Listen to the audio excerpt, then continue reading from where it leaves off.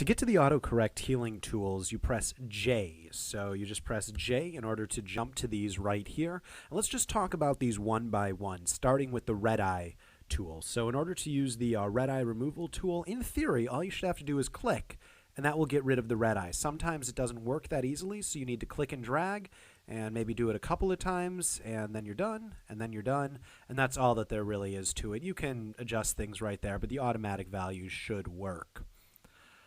The spot healing brush here, let's switch out images right here. The spot healing brush, in theory, should be able to look at something such as a wire and then be able to remove them automatically. While there are options that you can right-click on, I suggest changing the size with just the square bracket key. So, with just the square bracket key, so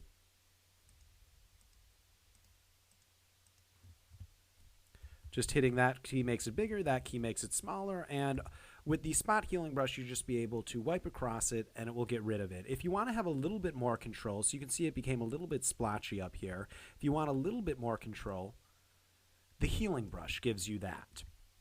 And the way the healing brush works is instead of just clicking and dragging, you hit Alt, then you click in order to sample, and then you drag, and it copies and pastes from the place that you hit Alt to the place down here. If you right-click, it's the same options that you get, and it gives you slightly more control. In general, you want to use sampled, you want to uncheck aligned, and current and below is almost always the right option. And that's just in case you have a color adjustment layer.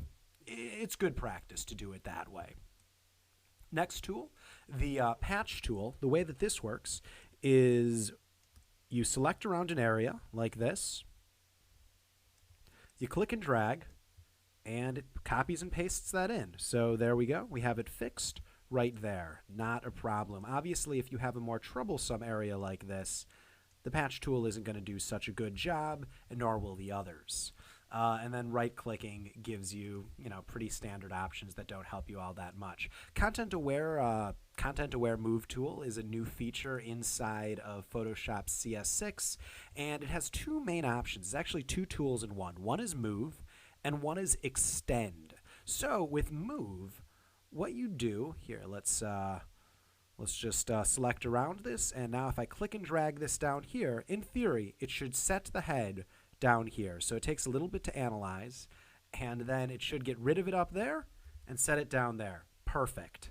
The other thing that it allows you to do is extend. So if I go to extend, I can actually just push this in this direction, and it should get rid of this bit of ear, get rid of all of that, and we're making it so the cow is just a little bit smaller right there. So going from this to this. And obviously we'd need to go in and adjust some of those things up there. For the full 4-hour Photoshop crash course, click on the link below. And to get more of the tools, just click on this link inside of the video itself. Thanks for joining me.